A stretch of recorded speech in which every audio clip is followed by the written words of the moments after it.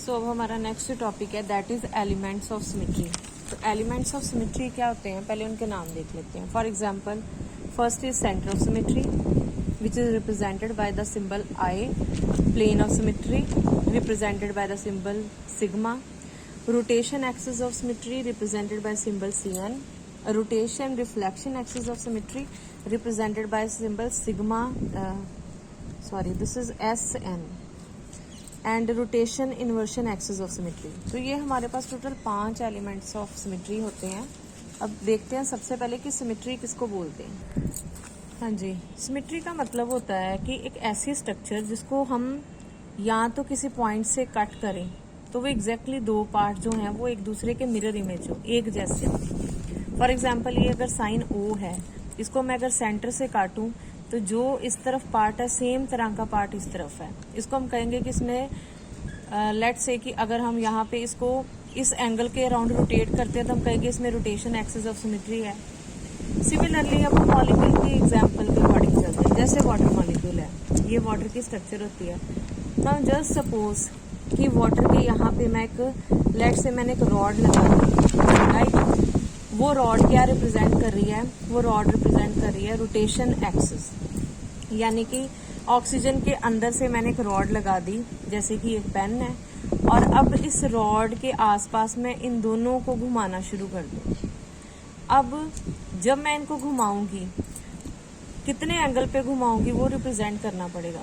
For example, water में जो rotation axis होती है वो होती है C2। 2 का मतलब है टोटल एंगल जो होता है 360, इसको डिवाइड कर दो 2 के साथ, तो it will come out to be 180 degree. That means अगर हम वाटर मॉलिक्यूल को रोटेट करें अराउंड 180 डिग्री इस तरह से, तो क्या होएगा?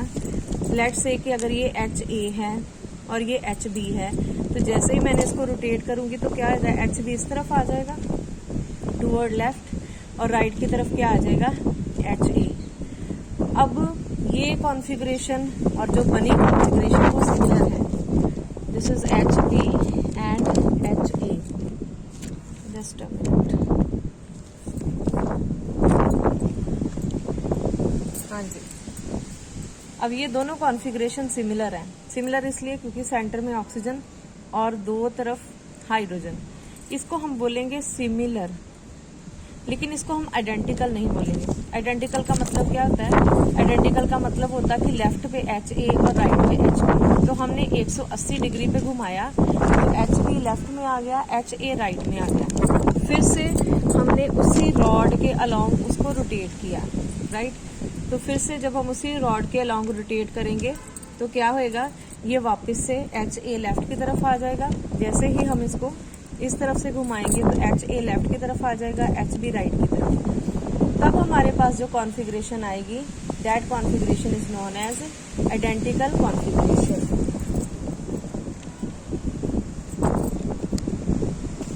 हाँ जी, so that configuration is known as identical configuration. इसका मतलब ये है कि अगर हम वाटर की बात करें तो वाटर में कौन सा angle of rotation angle present है? वाटर में जो एंगल ऑफ रोटेशन प्रेजेंट है, जिसको हम रोटेशन एक्सिस कहते हैं, दैट इज C2। C2 यानी कि हमने 180 डिग्री पे कितनी बार घुमाया? 2 बार घुमाया, तो हमारे पास जो कॉन्फ़िगरेशन आ गई दैट वाज आइडेंटिकल। इसको कहते हैं रोटेशन एक्सिस ऑफ सिमेट्री। तो इसका मतलब हमने ये जो अलग अलग एलिमेंट्स ऑफ सिमेट्री हैं उनको विद एग्जाम्पल देखना है। तो सबसे सिंपलेस्ट एग्जाम्पल जो रोटेशन एक्सिस की है मैं वो आपको समझा चुकी हूँ। हाँ जी, अब हम बात करते हैं सेंटर ऑफ सिमेट्री, जो पहला रोटेशन एक्सिस था। तो सेंटर ऑफ सिमेट्री में क्या है? जैसे हाइड्रोजन पेरोक्साइड है, तो इसमें ना हमें इमेजिन करना पड़ेगा। जो हमने अभी वाटर में भी जो वो रोटेशन एक्सिस लगाई थी, तो वो रोटेशन एक्सिस होती नहीं है, हम इमेजिन करते हैं कि अगर हम इस पॉइंट पे इसको इतने एंगल पे रोटेट करें तो यही कॉन्फ़िगरेशन कब कितने एंगल पे घुमा के आएगी। सो इमेजिनरी पॉइंट यानी कि सेंटर ऑफ सिमेट्री क्या होता है कि किसी भी मॉलिक्यूल में क्या हम कोई ऐसा पॉइंट इमेजिन कर सकते हैं? तो जैसे मैंने ये एक पॉइंट इमेजिन कर लिया, अब मैं यहाँ पे खड़ी हूँ, तो जो अगर मैं 10 कदम पीछे जाऊँ तो जो स्ट्रक्चर मुझे इधर मिले वही स्ट्रक्चर मुझे इधर मिले। सपोज जब मैं 10 कदम पीछे गई हूँ तो यहाँ पे कुछ नहीं है, आगे गई हूँ तो वहाँ पे भी कुछ नहीं है।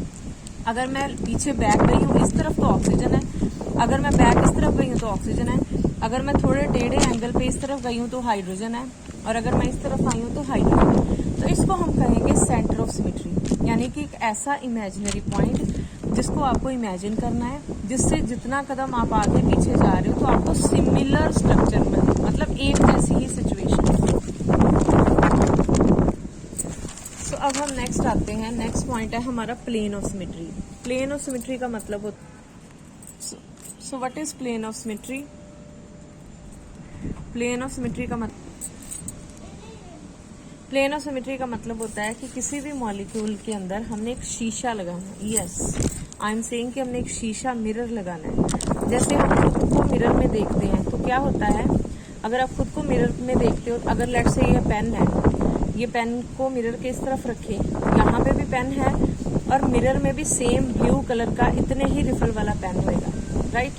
प्लेन ऑफ सिमेट्री का मतलब होता है क्या मॉलिक्यूल में कोई ऐसा पॉइंट है जिसके अंदर हम एक शीशा रख दें तो जो शीशे के इस तरफ हो वही शीशे के इस तरफ नजर आए, that is known as plane of symmetry. For example, again अगर हम वाटर की ही बात करें तो अगर मैं वाटर पे यहाँ पे एक शीशा रखूँ तो शीशा कहाँ से जा रहा है? शीशा ऑक्सीजन के बीच में से जा रहा है, तो शीशे के इस तरफ भी हाइड्रोजन है और इस तरफ भी हाइड्रोजन है।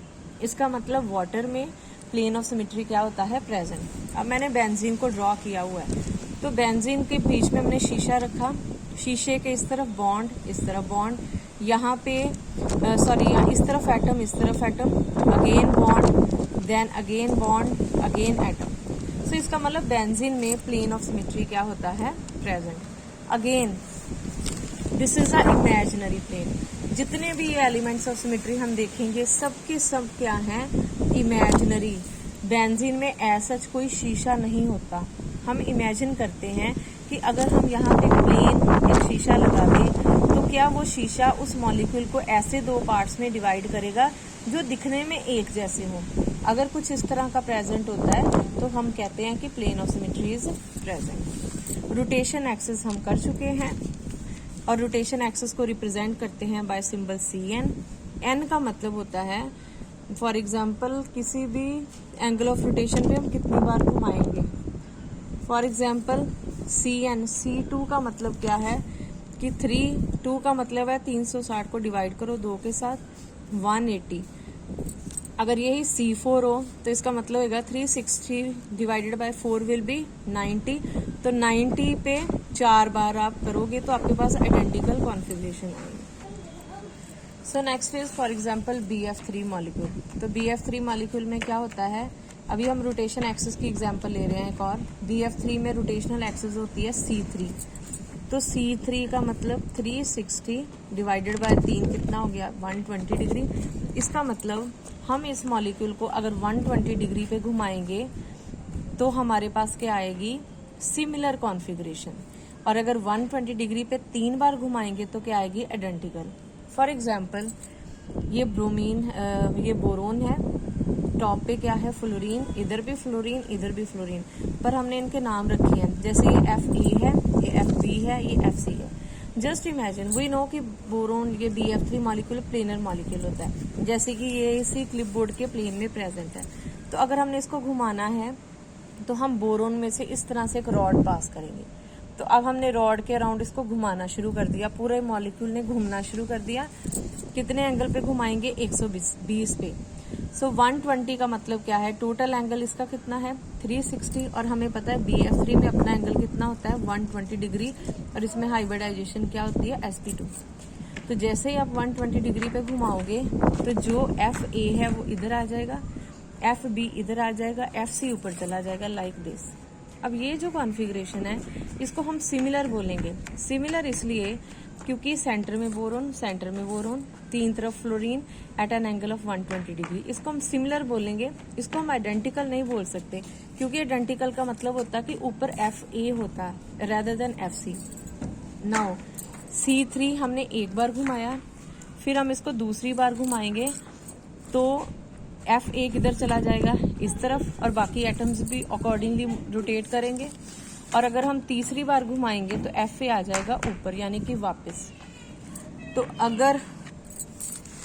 सो after rotation of at one angle of 120 degree 3 बार घुमा के हमारे पास आ गई आइडेंटिकल। आइडेंटिकल का मतलब टॉप पे एफ ए और राइट हैंड साइड की तरफ क्या होना चाहिए, एफ बी। बॉन्ड्स आप इसी तरह शो कर लेना, मैंने शॉर्ट में ऐसे रिप्रेजेंट किए हुए। तो हर मॉलिक्यूल में डिपेंडिंग ऑन इट्स ज्योमेट्री हो सकता है, again this rotation axis is imaginary. हम इमेजिन करते हैं क्या मॉलिक्यूल में इस तरह से कोई रोटेशन एक्सिस पॉसिबल है कि हम घुमाएं तो हमारे पास सिमिलर कॉन्फ़िगरेशन आए, ठीक है, और after some particular number of steps हमारे पास आइडेंटिकल कॉन्फ़िगरेशन आ जाए।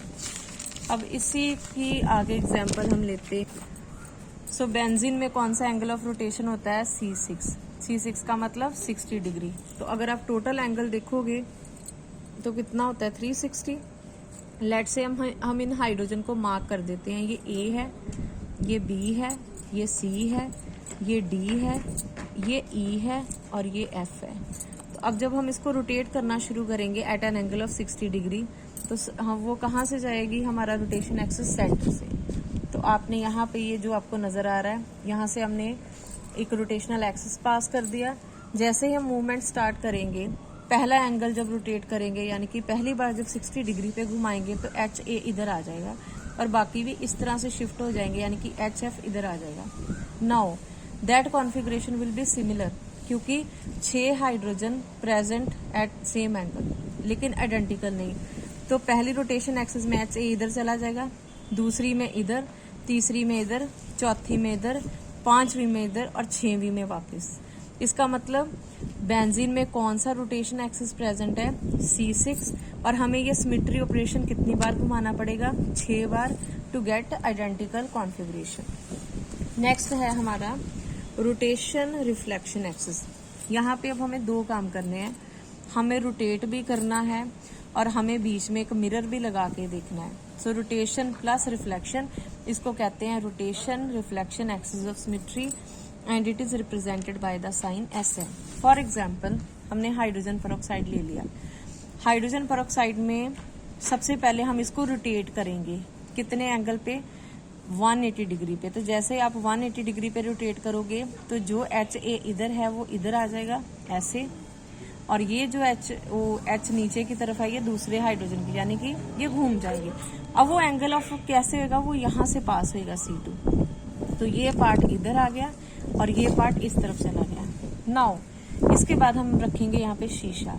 तो हमें शीशे में क्या नजर आएगा कि OH लेफ्ट की तरफ है तो वो हमें राइट की तरफ नजर आएगा ऐसे, और जो नीचे की तरफ OH है वो हमें इधर नजर आएगा लाइक दिस।